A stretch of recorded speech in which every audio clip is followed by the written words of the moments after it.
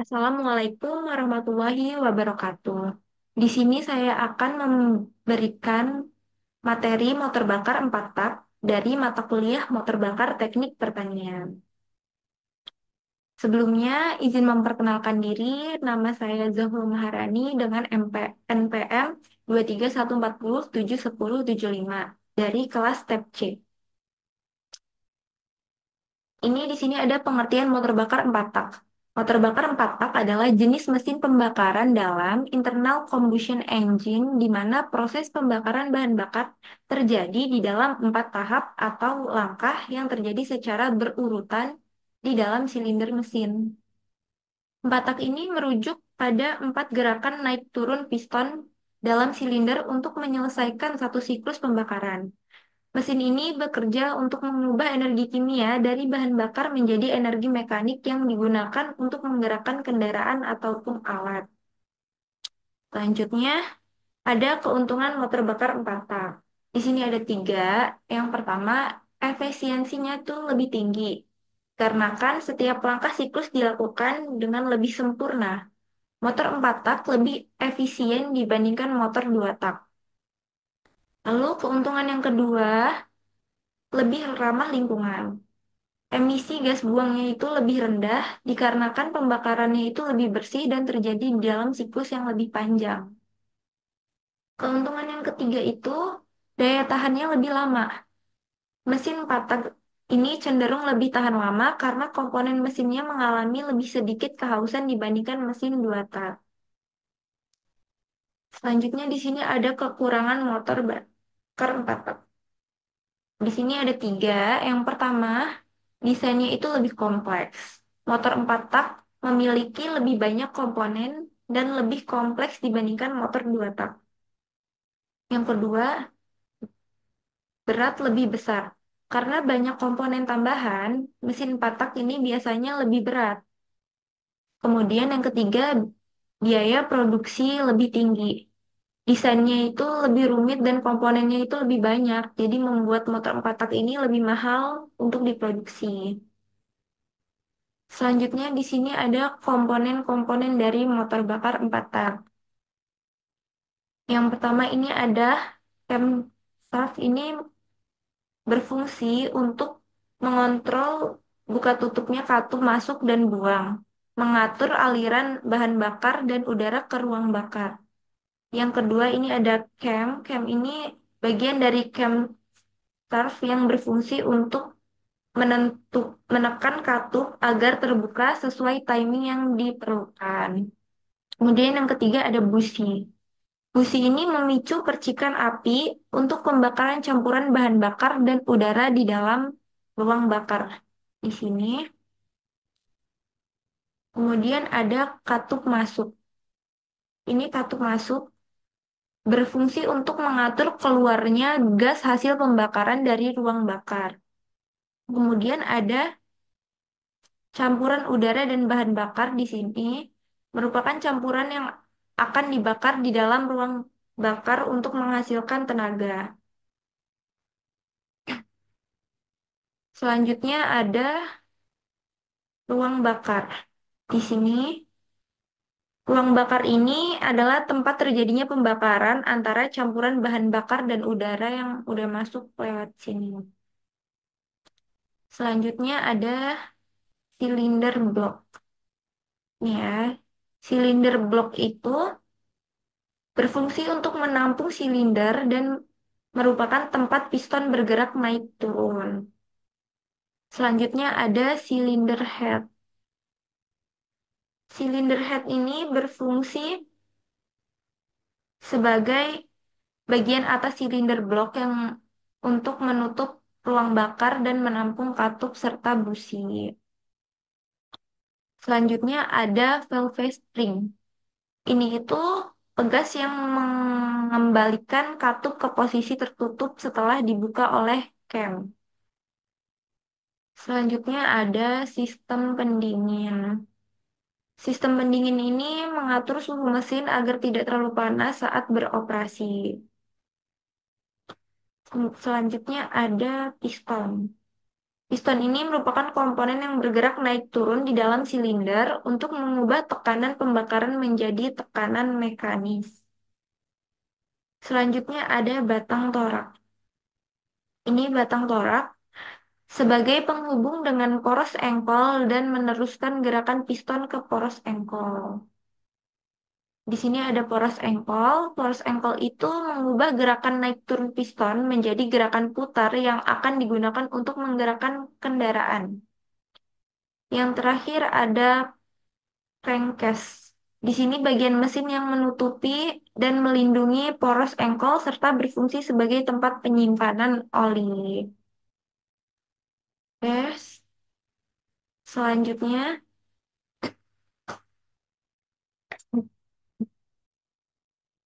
cara kerja motor bakar 4 tak. Di sini motor bakar 4 tak memiliki 4 langkah. Yang pertama ada langkah hisap. Pada langkah ini, piston bergerak di atas titik mati atas dan ke bawah titik mati bawah di dalam silinder. Yang kedua ada langkah kompresi.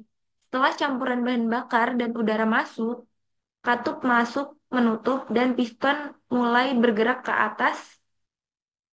Gerakan piston ini mengoperasikan campuran udara dan bahan bakar di dalam silinder.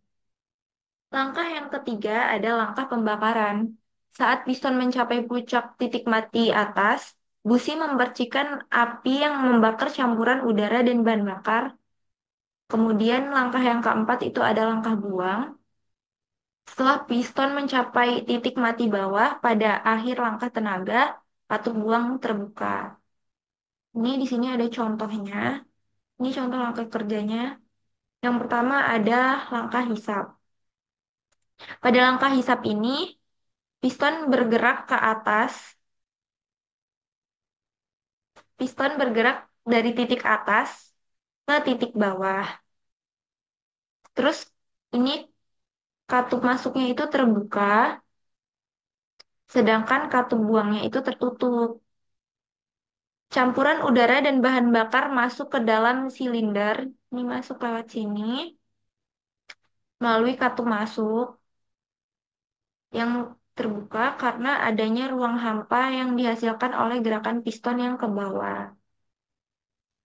Kemudian, langkah kerja yang kedua ini adalah kompresi.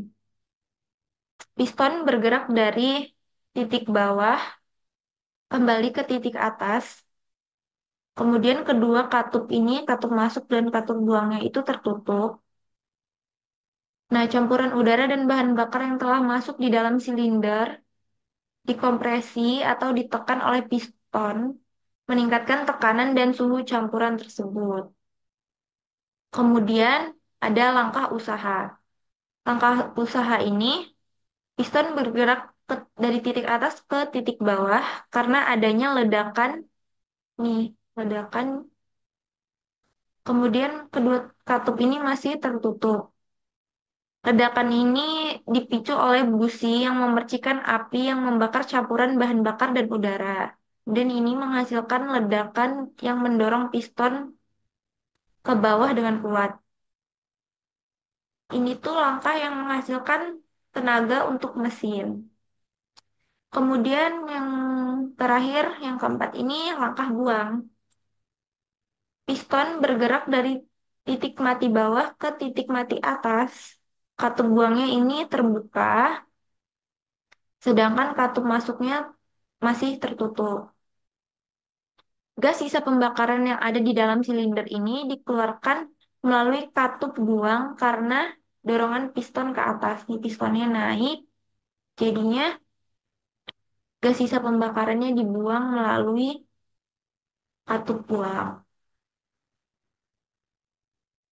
Oke, selanjutnya di sini ada kesimpulannya.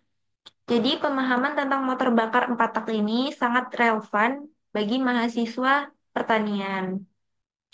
Karena mereka akan banyak berinteraksi dengan mesin-mesin yang berbasis teknologi. Ini dalam kegiatan operasional pertanian. Pengetahuan ini memungkinkan mereka untuk mengoperasikan, memelihara, memperbaiki, dan bahkan mengembangkan teknologi yang mendukung efisiensi dan berkelanjutan di bidang pertanian. Sekian, terima kasih.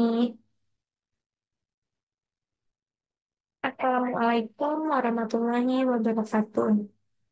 Izin memperkenalkan diri, nama Zahwa Maharani dengan NPM 23140710775 dari tab C. Di sini saya akan menyampaikan materi yang berjudul motor bakar dua tak. Motor bakar dua tak merupakan mesin pembakaran dalam yang menyelesaikan satu siklus daya dalam dua langkah piston.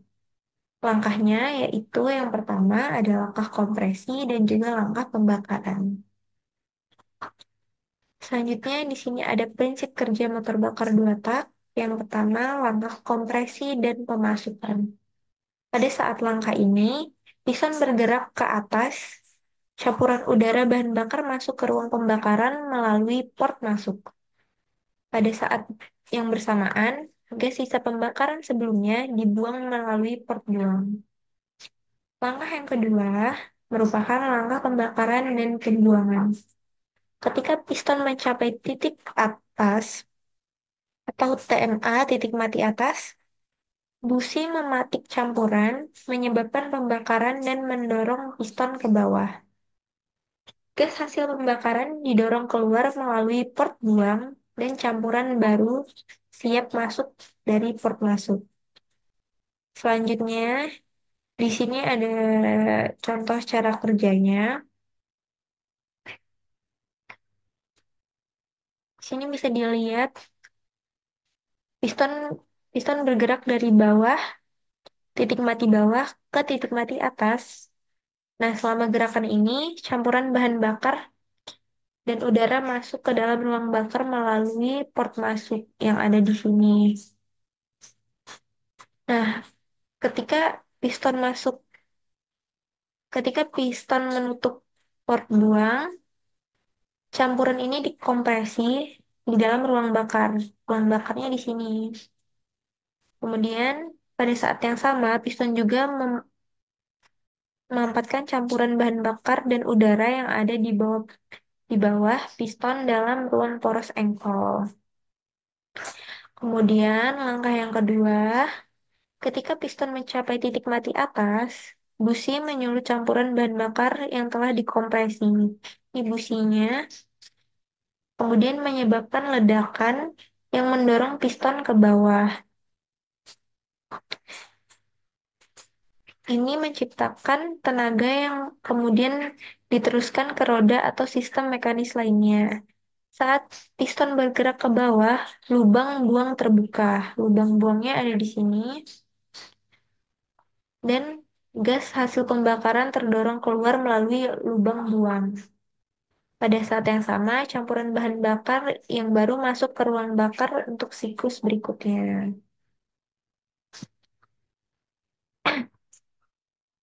Kemudian, di sini ada ke desain mesin dua tak. Ini perbedaan desain mesin dua tak dan mesin empat tak.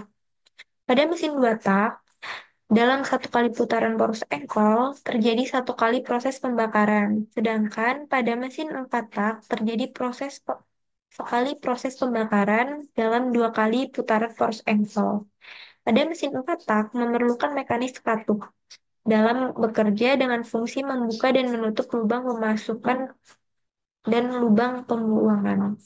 Sedangkan pada mesin dua tak, piston dan ring piston berfungsi untuk membuka dan menutup lubang pemasuk dan lubang pembuang. Pada awalnya, mesin dua tak tidak dilengkapi dengan katup. Dalam perkembangannya, katup satu arah dipasang antara ruang bilas dengan karburator. Selanjutnya, ada kelebihan dan kekurangan mesin dua tak. Di sini ada tiga kelebihan. Kelebihannya yaitu mesin dua tak lebih bertenaga dibandingkan mesin empat tak. Kemudian, mesin dua tak lebih kecil dan ringan dibandingkan mesin empat tak. Kombinasi kedua kelebihan di atas menjadikan rasio berat terhadap tenaga mesin dua tak lebih baik dibandingkan mesin empat tak. Yang ketiga, mesin dua tak lebih murah biaya produksinya karena konstruksinya yang sederhana. Kekurangannya, yang pertama, efisiensi mesin dua tak lebih rendah dibandingkan mesin empat tak. Yang kedua, mesin dua tak memerlukan oli yang dicampur dengan bahan bakar. Oli samping untuk pelumasan silinder mesin, kedua hal di atas mengakibatkan biaya operasional mesin dua tak lebih tinggi dibandingkan mesin empat tak. Yang keempat, mesin dua tak menghasilkan polusi udara lebih banyak. Polusi ini terjadi dari pembakaran oli samping dan gas dari ruang bilas yang terlolos masuk ke dalam lubang. Pelumasan mesin dua tak tidak sebaik mesin empat tak, mengakibatkan suku cadang dalam komponen ruang bakar relatif lebih rendah. Selanjutnya, di sini ada komponen dari mesin dua tak.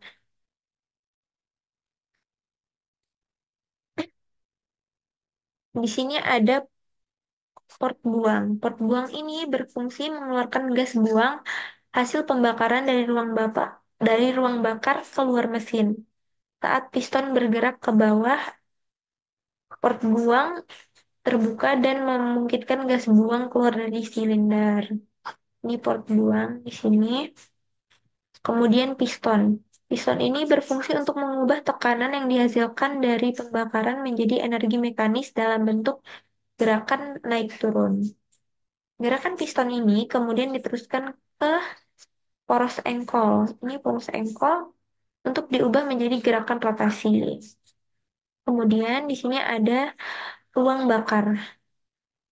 Nah, ruang bakar ini menjadi tempat di mana campuran bahan bakar dan udara yang dikompresi kemudian dibakar. Pembakaran di ruang bakar ini menghasilkan tekanan tinggi yang mendorong piston untuk turun ke bawah. Kemudian ada transfer port. Di sini, ini berfungsi untuk mengalirkan campuran bahan bakar dan udara crankcase ini, dari crankcase ke dalam ruang bakar. Saat piston bergerak ke bawah, membuka transfer port campuran bahan bakar segera masuk ke ruang bakar untuk siklus berikutnya. Selanjutnya ada ruang engkol. Yang ini crankcase, bagian bawah mesin yang menampung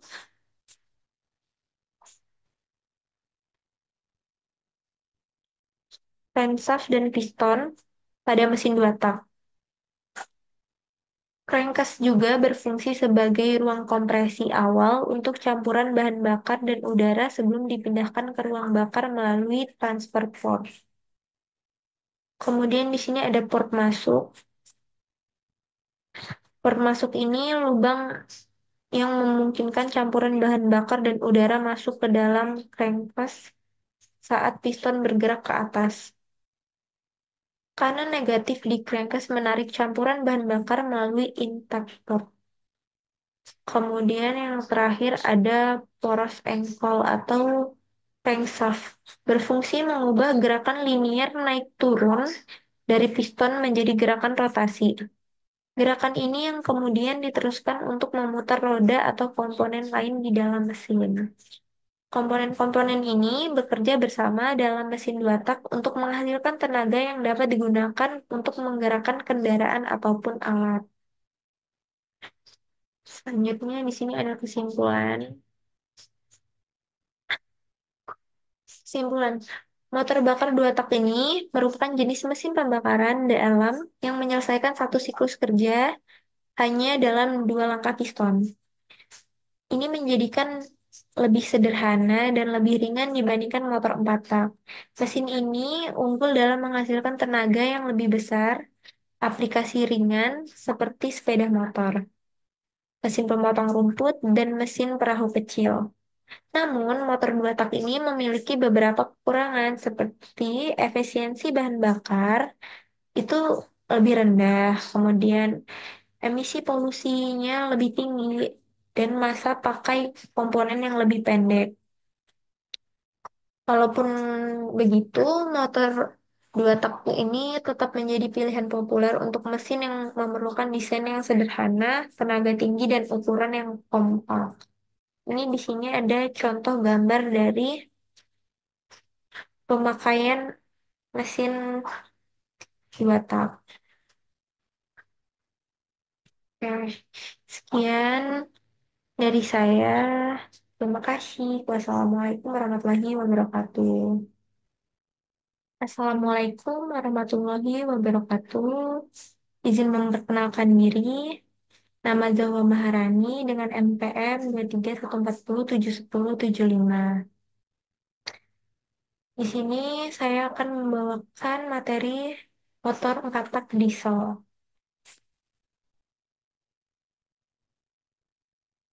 Motor 4 tak diesel adalah jenis mesin pembakaran dalam yang menggunakan bahan bakar solar dan menyelesaikan satu siklus daya dalam 4 langkah piston. Mesin ini tidak menggunakan busi seperti mesin bensin atau mesin gas. Kemudian informasi tambahan selanjutnya, mesin ini ditemukan pada tahun 1892 oleh Rudolf Diesel yang menerima paten pada 23 Februari 1893. Selanjutnya di sini ada prinsip kerja motor 4 tak diesel. Yang pertama ada langkah hisap. Pada langkah hisap ini, piston bergerak ke bawah dari titik mati atas ke titik mati bawah. Kemudian katup masuk ini terbuka, maka di dalam silinder terjadi kevakuman sehingga udara bersih akan mengalir masuk ke dalam katup masuk. Kemudian kedua ada langkah kompresi. Pada langkah kompresi ini, piston bergerak dari titik mati bawah ke titik mati atas. Kedua katupnya, ini katup masuk dan katup buangnya tertutup. Kemudian udara besi di dalam silinder akan terdorong dan dihimpit di ruang bakar. Akibatnya, tekanan dan temperatur udara menjadi tinggi. Selanjutnya, ada langkah pembakaran atau usaha.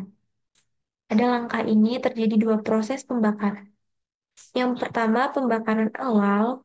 Sebelum piston mencapai titik mati atas, injektor akan mengaburkan bahan bakar menyemprotkan bahan bakar dan akan tercampur dengan udara yang bertekanan dan bertemperatur tinggi. Kemudian ada pembakaran sempurna. Karena tekanan dan temperatur yang tinggi, maka bahan bakar akan terbakar dengan sendirinya.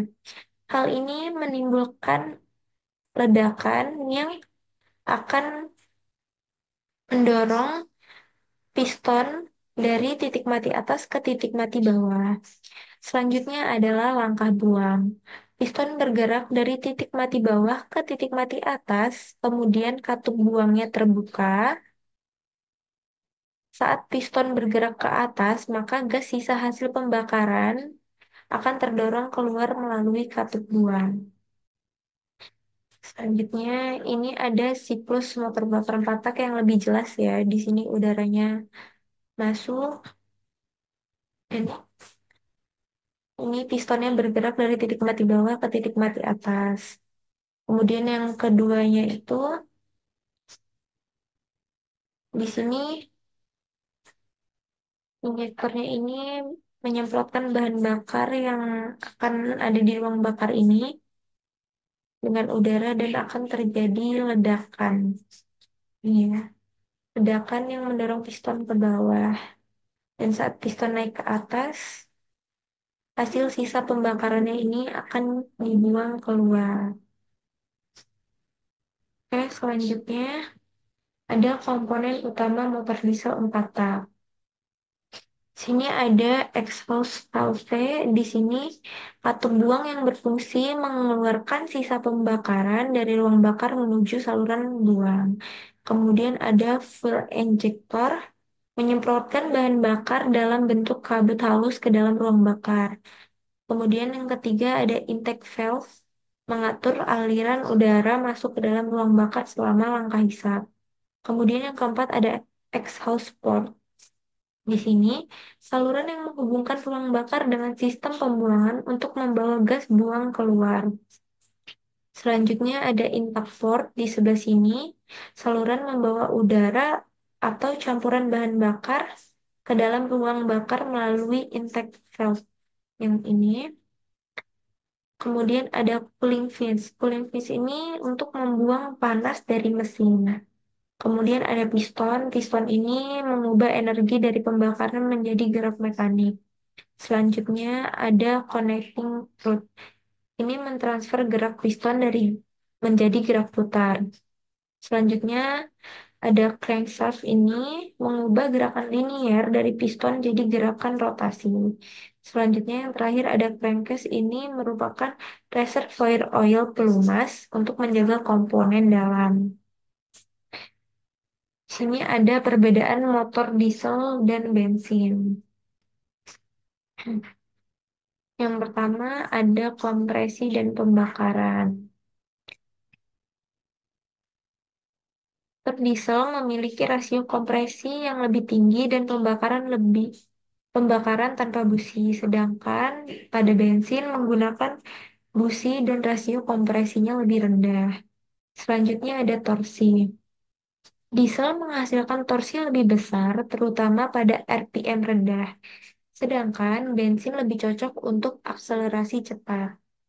Dari segi efisiensi, diesel lebih efisien dalam konsumsi bahan bakar dan efisien thermal dibandingkan mesin bensin. Selanjutnya, di sini ada kelebihan dan kekurangan motor 4 tak diesel. Kelebihan yang pertama, efisiensi bahan bakar. Mesin diesel lebih efisien dalam hal konsumsi bahan bakar. Rasio kompresi yang lebih tinggi membuat mesin diesel mampu menghasilkan lebih banyak tenaga per liter bahan bakar. Selain itu, energi yang dilepaskan dari bahan bakar diesel lebih besar dibandingkan bensin. Yang kedua, torsi tinggi. Mesin diesel cenderung menghasilkan torsi yang lebih tinggi pada putaran rendah atau RPM. Hal ini karena pembakaran pada mesin diesel berlangsung lebih lambat namun lebih kuat, menghasilkan gaya yang lebih besar untuk memutar poros engkol. Selanjutnya di sini ada ketahanan. Tahanan motor 4 tak diesel lebih unggul dalam hal ini karena konstruksinya yang lebih kokoh, penggunaan bahan bakar yang lebih stabil, dan operasi pada RPM-nya itu rendah. Selanjutnya kekurangan. Kekurangannya itu yang pertama ada kebisingan dan getaran. Nah, motor 4 tak diesel ini cenderung menghasilkan lebih banyak kebisingan karena proses pembakarannya yang berlangsung pada tekanan lebih tinggi dan waktu injeksi bahan bakarnya lebih kasar. Proses ini menciptakan suara yang lebih keras dibandingkan mesin bensin. Kemudian ada getarannya itu karena torsi besar yang dihasilkan oleh motor diesel serta proses pembakarannya yang lebih intens. Motor diesel menghasilkan getaran lebih banyak. Getaran ini bisa terasa di kabin kendaraan sehingga menurunkan kenyamanan bagi pengendara. Selanjutnya ada emisi. Emisinya ini karena suhu pembakarannya yang lebih tinggi, motor diesel menghasilkan lebih banyak nitrogen oksida yang merupakan salah satu penyebab utama polusi udara dan hujan asam. Selanjutnya, biaya awal. Nah, biaya awalnya sendiri ini cenderung lebih mahal untuk dibeli dibandingkan mesin bensin karena konstruksinya yang lebih kompleks dan kuat. Kemudian perawatannya juga ini lebih mahal karena motor diesel ini cenderung lebih jarang. Ketika perawatan diperlukan, biaya suku cadang dan servisnya biasanya lebih tinggi. Selanjutnya, aplikasi mesin diesel motor 4 tak ini biasanya digunakan pada truk, bis, alat-alat berat, generator, dan juga maritim. Selanjutnya di kesimpulan, motor 4 tak Diesel adalah pilihan ideal untuk aplikasi berat yang memerlukan efisiensi bahan bakar dan torsi tinggi. Meskipun motor ini memiliki kekurangan seperti kebisingan, getaran, dan juga emisinya, teknologi modern terus mencoba untuk mengembangkan solusi yang lebih bersih dan efisien. Efisien dan ketahanan motor diesel membuatnya tetap relevan dalam industri dan transportasi, terutama untuk aplikasi komersil dan industri berat. Sekian materi dari saya. Terima kasih. Wassalamualaikum warahmatullahi wabarakatuh.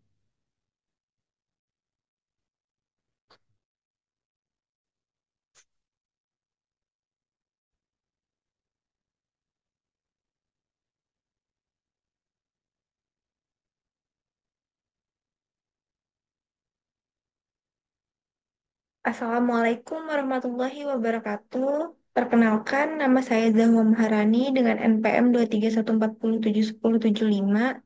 Di sini saya akan menyampaikan materi yaitu sistem penyaluran bahan bakar bensin dan diesel pada mata kuliah motor bakar teknik pertanian. Yang pertama ada sistem penyaluran bahan bakar bensin.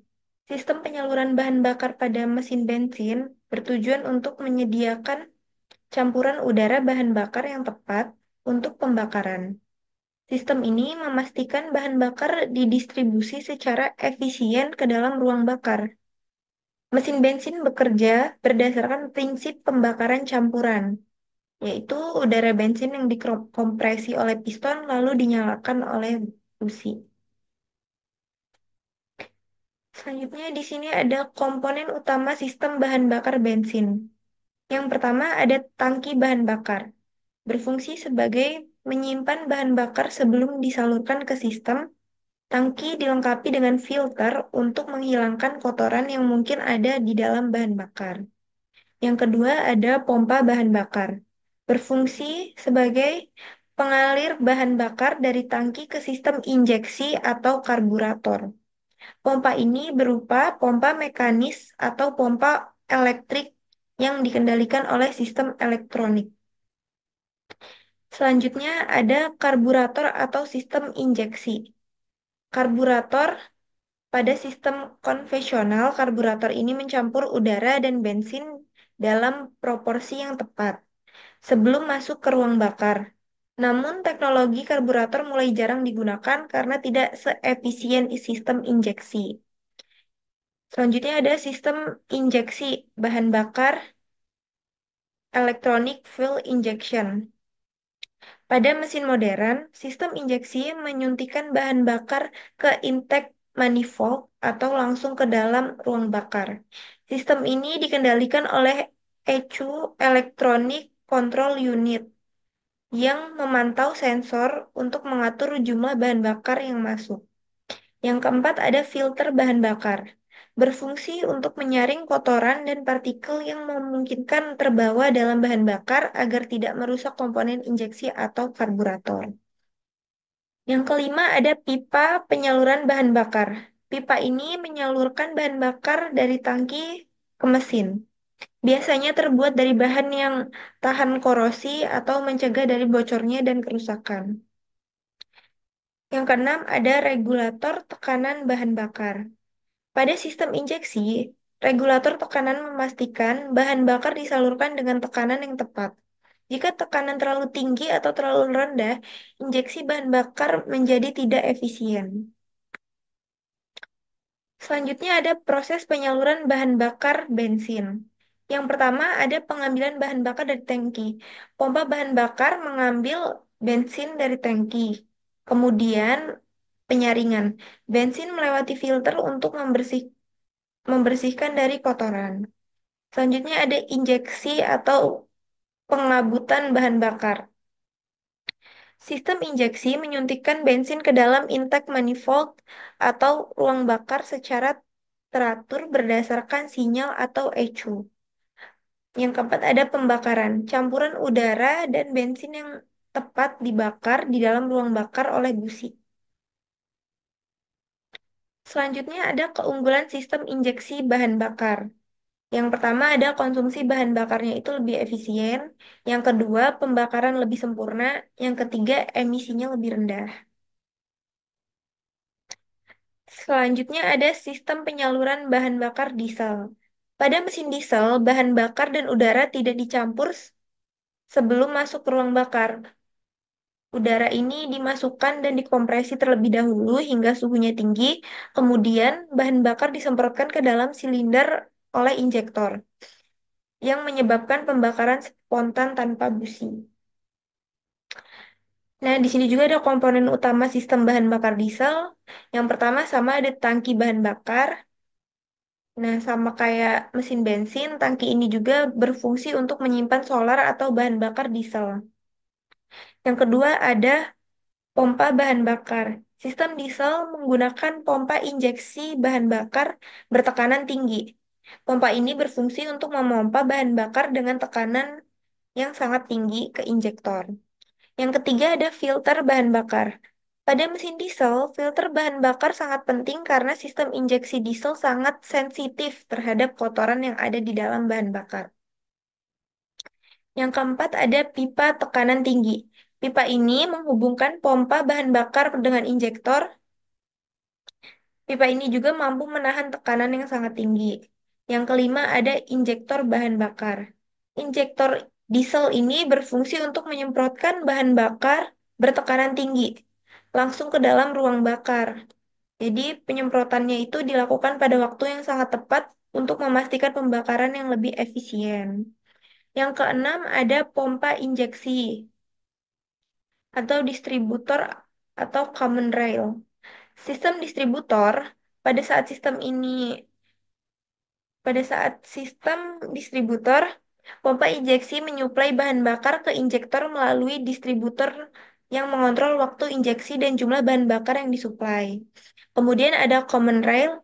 Pada sistem ini, bahan bakar disimpan di dalam rel bertekanan tinggi yang kemudian disuplai ke injektor berdasarkan perintah dari ECU. Common rail lebih efisien dan menghasilkan emisi yang lebih rendah dibandingkan sistem distributor konvensional. Selanjutnya ada proses penyaluran bahan bakar diesel. Yang pertama, pengambilan bahan bakar dari tangki. Pompa bahan bakar memompa solar dari tangki ke sistem injeksi. Yang kedua, ada penyaringan. Solar disaring melalui filter untuk mencegah kotoran masuk ke dalam sistem. Yang ketiga, penyuntikan bahan bakar. Injektor menyemprotkan bahan bakar langsung ke ruang bakar setelah udara dikompresi dan mencapai suhu tinggi. Yang keempat, ada pembakaran spontan. Bahan bakar diesel terbakar secara spontan ketika disemprotkan ke udara yang telah terkompresi.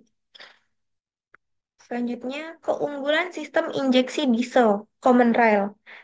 Yang pertama ada tekanan bahan bakar yang lebih tinggi menghasilkan penyemprotan yang lebih halus, sehingga pembakarannya tuh terjadi lebih sempurna. Yang kedua, lebih hemat bahan bakar. Yang ketiga, emisinya yang lebih rendah. Sini ada perbandingan sistem penyaluran bahan bakar bensin dan diesel. Yang pertama, prinsip kerjanya. Pada mesin bensin, pembakaran campuran udara bensin dengan busi. Kalau pada mesin diesel, pembakaran spontan bahan bakar oleh udara yang terkompresi. Komponen utama. Pada mesin bensin, komponen utamanya yaitu karburator atau injektor, busi, dan ECU. Kalau pada mesin diesel, injektor, pompa bertekanan tinggi, dan ECU. Tekanan bahan bakar. Pada mesin bensin, tekanannya itu rendah hingga menengah. Kalau pada mesin diesel, tekanannya itu tinggi, terutama pada sistem common rail. Terus, keunggulan utamanya. Mesin bensin ini memiliki keunggulan pembakaran yang lebih halus dan juga responsif. Sedangkan pada mesin diesel, efisien bahan bakar lebih baik dan torsinya lebih besar. Terus ada kelemahan. Kelemahan mesin bensin merupakan konsumsi bahan bakarnya itu lebih tinggi. Kalau kelemahan pada mesin diesel itu pembakarannya lebih berisik dan perawatannya lebih kompleks. Selanjutnya ada tantangan dan pengembangan teknologi bahan bakar. Yang pertama ada pengurangan emisi. Yang kedua, mesin modern lebih Mesin modern, baik bensin maupun diesel, dilengkapi dengan teknologi yang berfokus pada pengurangan emisi seperti katalisator pada mesin bensin dan sistem DPF, diesel particulate filter pada mesin diesel. Yang ketiga ada penggunaan bahan bakar alternatif, yaitu sering meningkatnya perhatian pada isu lingkungan, pengembangan sistem penyaluran bahan bakar untuk bahan bakar alternatif seperti biofuel atau hidrogen menjadi semakin penting. Terima kasih. Sekian materi dari saya. Wassalamualaikum warahmatullahi wabarakatuh.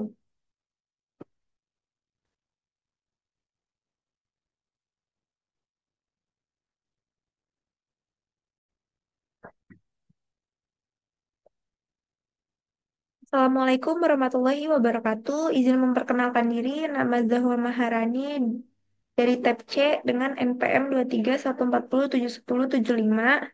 Di sini saya akan membawakan materi yang berjudul Kelistrikan pada Motor Bakar pada mata kuliah Motor Bakar Teknik Pertanian. Yang pertama adalah latar belakang. Kelistrikan pada motor bakar merupakan aspek penting karena mendukung berbagai sistem untuk mengoperasikan mesin, seperti mesin pengapian, starter, dan pengisian motor bakar. Motor bakar baik bensin maupun diesel membutuhkan sistem kelistrikan untuk mengatur dan mendistribusikan tenaga ke komponen utama agar bensin berfungsi dengan baik. Selanjutnya, ada komponen utama sistem kelistrikan pada motor bakar. Yang pertama ada aki atau baterai, merupakan sumber tenaga listrik yang menyediakan energi untuk memulai operasi mesin, starter, dan mendukung berbagai komponen kelistrikan sebelum mesin menyala. Kedua, ada alternator. Alternator mengubah energi mekanis dan mesin menjadi energi listrik untuk mengisi ulang aki dan menyediakan daya listrik untuk sistem kelistrikan saat mesin beroperasi. Yang ketiga, ada starter motor. Mengubah energi listrik dan aki menjadi energi mekanis untuk memutar mesin dan memulai siklus pembakaran. Yang keempat, ada sistem pengapian. Khusus untuk motor bakar bensin, sistem ini menghasilkan percikan listrik yang dibutuhkan untuk membakar campuran udara bahan bakar di dalam silinder. Komponennya meliputi busi, koil pengapian, dan distributor. Ini masih komponen utamanya. Kemudian ada fuse box atau sekring mencegah arus listrik berlebih yang dapat menyebabkan kerusakan pada komponen kelistrikan. Kemudian ada relay dan saklar mengendalikan arus listrik yang mengalir ke berbagai komponen, memastikan hanya bagian yang diperlukan yang menerima daya dan waktu yang tepat. Di sini ada contoh gambar komponennya.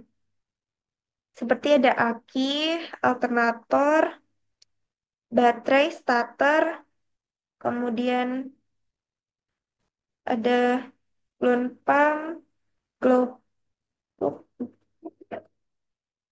Baik, selanjutnya di sini ada sistem pengisian atau charging system. Sistem ini bertanggung jawab untuk menjaga agar aki tetap terisi saat mesin berjalan. Sistem pengisian terdiri dari komponen berikut ini. Yang pertama ada alternator untuk menghasilkan listrik dari putaran mesin. Kemudian ada voltage regulator untuk mengatur tegangan yang dihasilkan oleh alternator agar sesuai dengan kebutuhan sistem kelistrikan kendaraan dan menjaga aki agar tidak overcharge. Kemudian ada belt drive, sabuk penghubung yang memutar alternator melalui putaran mesin. Alternator bekerja saat mesin hidup, mengubah energi mekanis dari crankshaft menjadi energi listrik. Voltage regulator mengatur besaran tegangan listrik yang disalurkan ke aki dan komponen kelistrikan lainnya.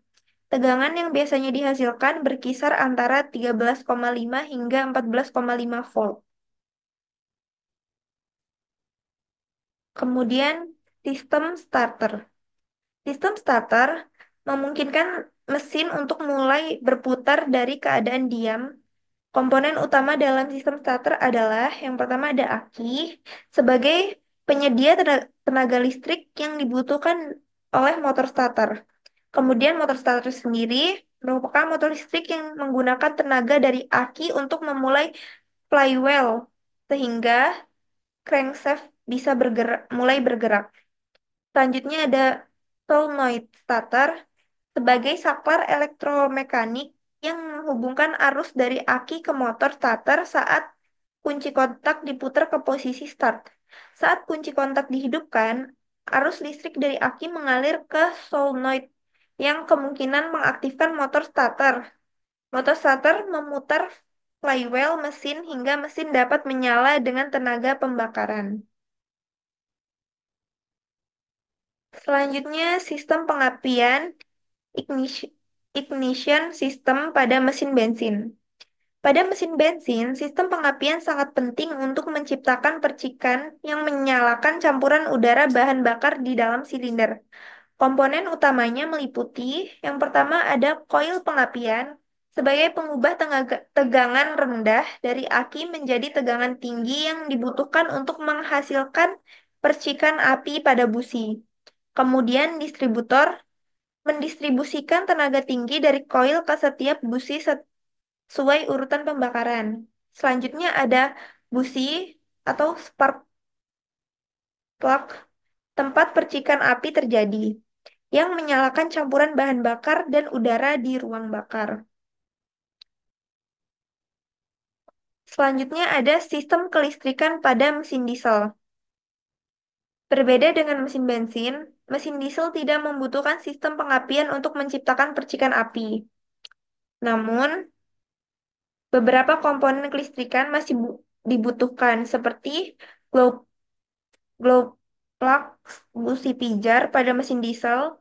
Busi pijar memanaskan udara di dalam ruang bakar agar mesin dapat menyala saat suhu dingin. Selanjutnya ada sistem injeksi elektronik. Pada mesin diesel modern, sistem injeksi bahan bakar dikendalikan secara elektronik untuk mengontrol waktu dan jumlah bahan bakar yang diinjeksikan ke dalam ruang bakar. Sensor dan ECU bekerja untuk mengoptimalkan proses pembakaran. Selanjutnya ada kontrol elektronik dan sensor pada mesin modern. Mesin modern, baik bensin maupun diesel, seringkali dilengkapi dengan berbagai sensor yang memantau kondisi mesin dan mengirimkan data ke ECU. Beberapa sensor yang umum di antara lain, yang pertama ada sensor posisi. Crankshaft menentukan posisi crankshaft untuk mengontrol waktu pengapian dan injeksi bahan bakar. Yang kedua ada sensor tekanan udara. Sebagai pengukur tekanan udara di intake manifold untuk menghitung jumlah udara yang masuk ke mesin. Kemudian yang ketiga ada sensor suhu pendingin. Mengukur suhu cairan pendingin untuk mengatur waktu injeksi dan pengapian sesuai suhu mesin. Kemudian ada sensor oksigen. Mengukur kadar oksigen di gas buang untuk mengontrol campuran bahan bakar dan udara. Di sini ada cara perawatan sistem kelistrikan pada motor bakar. Perawatan sistem kelistrikan yang sangat penting agar motor bakar dapat beroperasi dengan baik. Beberapa hal yang perlu diperhatikan. Yang pertama, memastikan aki terisi penuh. Harus selalu dalam kondisi terisi penuh agar sistem starter dan komponen kelistrikan lainnya dapat bekerja dengan baik. Kemudian yang kedua, periksa alternator dan belt. Alternator dan belt drive harus diperiksa secara berkala untuk memastikan sistem pengisian bekerja dengan baik. Kemudian yang ketiga, memeriksa kabel dan konektor. Kabel-kabel harus selalu dalam kondisi baik, tanpa korosi atau kerusakan fisik yang dapat menghambat aliran arus listrik. Selanjutnya, memeriksa sekring. Yang putus harus segera diganti dengan spesifikasi yang sesuai agar sistem kelistrikan tetap aman. Selanjutnya, ada kesimpulan. Jadi, kesimpulannya adalah sistem kelistrikan pada motor bakar merupakan salah satu elemen yang krusial yang mendukung operasi mesin. Komponennya itu seperti aki, alternator, starter, dan sistem pengapian. Itu semua harus bekerja secara sinergis untuk menjamin kinerja optimal pada mesin. Pemahaman mengenai cara kerja dan pemeliharaan sistem ini sangat penting bagi teknisi dan insinyur pertanian, terutama dalam menjaga performa mesin pertanian untuk menggunakan motor bakar. Sekian penjelasan dari saya mengenai materi kelistrikan pada motor bakar. Terima kasih. Wassalamualaikum warahmatullahi wabarakatuh.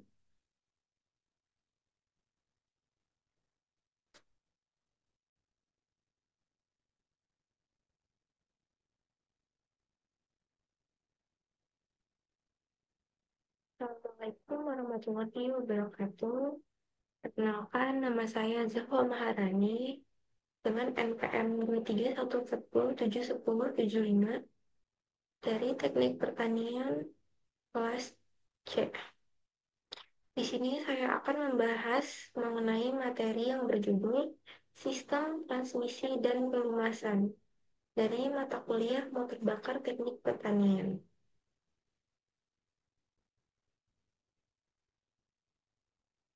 Yang pertama ada pendahuluan. Sistem transmisi merupakan sistem yang mengalihkan tenaga dari mesin ke roda atau alat dan mengatur rasio kecepatan serta torsi. Kemudian ada sistem pelumasan. Sistem ini bertugas mengurangi gesekan atau komponen mesin dan menjaga mesin tetap dingin dan juga bersih.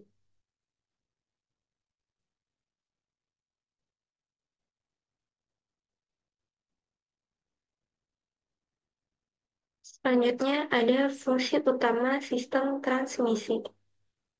Yang pertama, menghubungkan tenaga dari mesin ke roda atau alat kerja. Yang kedua, mengatur rasio gigi untuk menyesuaikan kecepatan dan torsi. Selanjutnya, memungkinkan kendaraan bergerak maju, mundur, atau berhenti tanpa mematikan mesin.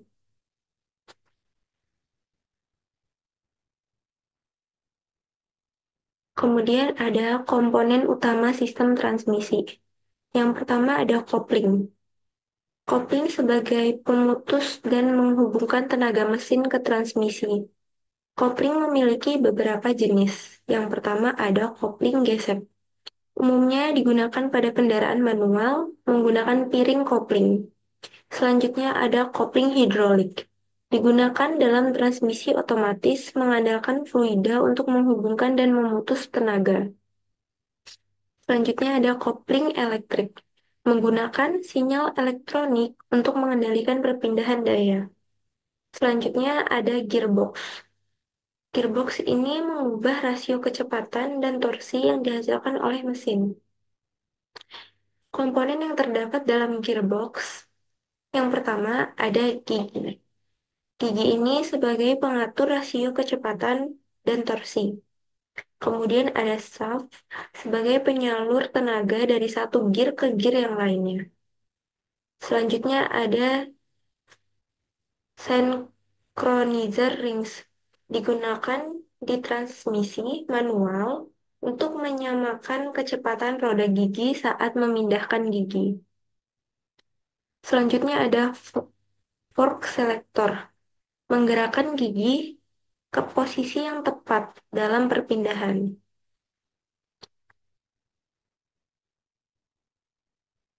Kemudian komponen yang ketiga ada diferensial. Komponen ini berfungsi untuk mendistribusikan tenaga ke roda penggerak, memungkinkan putaran roda yang berbeda pada saat kendara berbelok. Diferensial ini memiliki beberapa jenis. Yang pertama ada open differential. Ini memungkinkan roda berputar dengan kecepatan berbeda, baik untuk jalan lurus atau belok. Selanjutnya ada limited slip differential atau LSD sebagai mengurangi perbedaan kecepatan antara roda untuk menjaga stabilitas terutama pada jalanan yang licin. Selanjutnya ada Looking diferensial. Ini nih mengunci roda sehingga berputar dengan kecepatan yang sama. Cocok untuk off-road.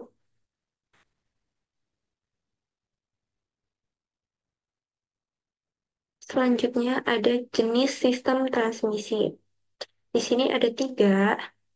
Yang pertama ada manual transmisi. Ini pengemudi secara manual mengatur perubahan gigi dengan pedal kopling yang dan tuas. Selanjutnya yang kedua, automatic transmission, yaitu perpindahan gigi terjadi secara otomatis tanpa intervensi pengemudi. Selanjutnya ada continue variable transmisi atau CVT. Ini tidak memiliki rasio gigi tetap, tapi mengubah rasio secara mulus.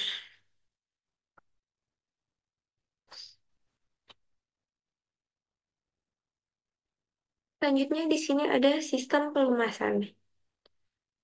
Ada beberapa fungsi utama dari sistem pelumasan.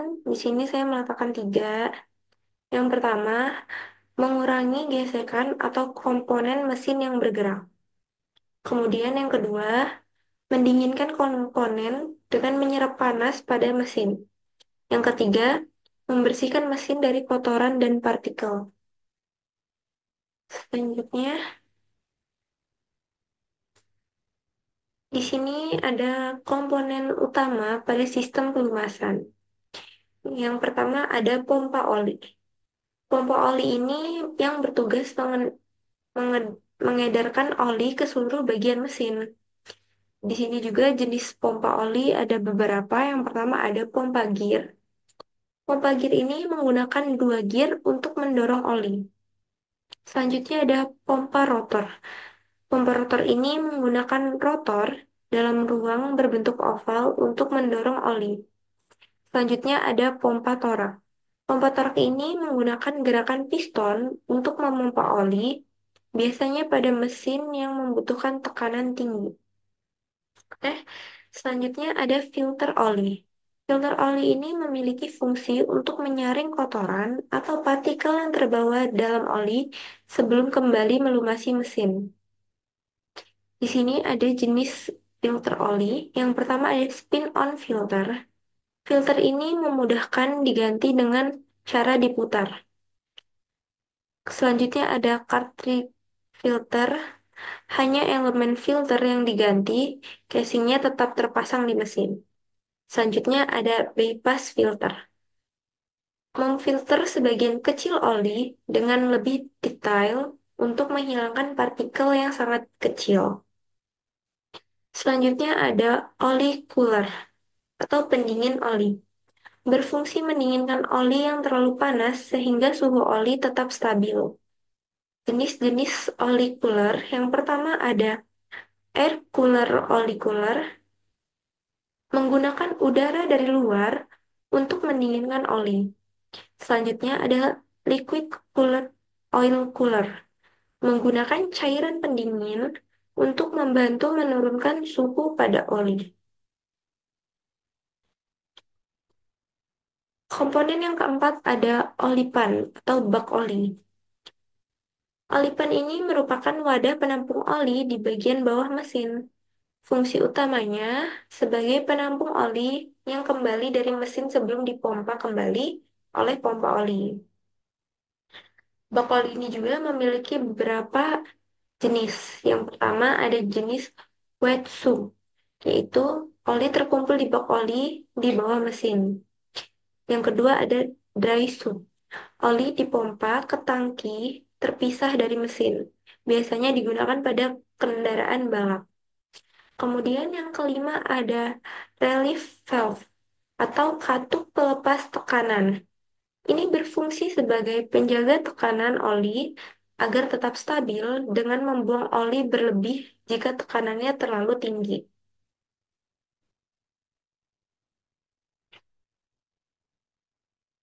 Selanjutnya di sini ada jenis-jenis pelumasan.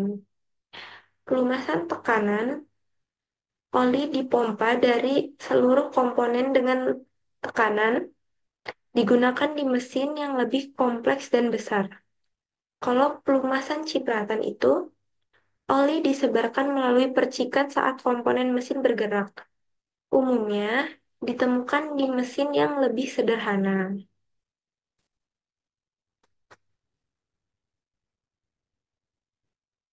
Selanjutnya ada jenis-jenis oli mesin.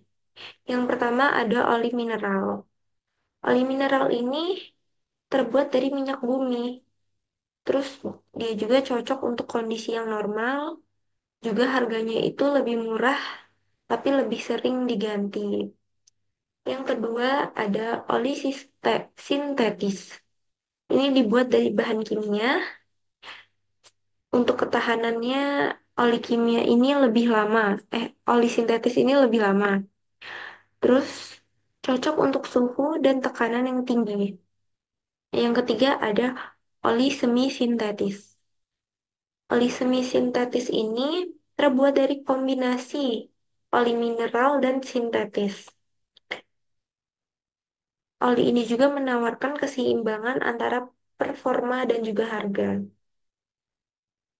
Selanjutnya, ada hubungan transmisi dan pelumas. Transmisi ini membutuhkan pelumasan agar gear dan komponen bisa bekerja tanpa gesekan berlebih. Penggunaan oli yang tepat di transmisi dan mesin penting untuk menjaga umur dan performa keduanya. Kemudian ada pemeliharaan rutin. Ini dilakukan pengecekan dan digantinya oli secara teratur untuk menjaga performa mesin. Jadi transmisi dan pelumasan ini memiliki hubungan. Selanjutnya ada kesimpulan. Sistem transmisi dan pelumasan merupakan dua aspek vital dalam mesin bakar. Transmisi mengalihkan tenaga dari mesin ke roda atau alat kerja, sedangkan pelumasan memastikan komponen masih tetap bekerja dengan minim gesekan. Pemeliharaan rutin sangat penting untuk menjaga umur panjang mesin dan meningkatkan efisiensi.